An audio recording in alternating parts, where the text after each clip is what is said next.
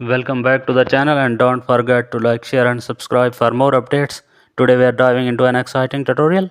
Start with the dark blue gradient background. Place your subject holding a prop like a gun or gadget. Add city silhouette behind the subject. Apply gradient map, teal and orange. Use curves for contrast boost and add red and blue lights streaks for tension. Insert lens flares behind subject shoulder. Place bold movie title in sans serif font. Add dust or smoke overlay for mood. Use camera raw to enhance cinematic shadow. Add tagline text with spacing adjustment. Apply subtle vignette to frame the focus. Your spy poster looks ready for Hollywood. Thanks for watching.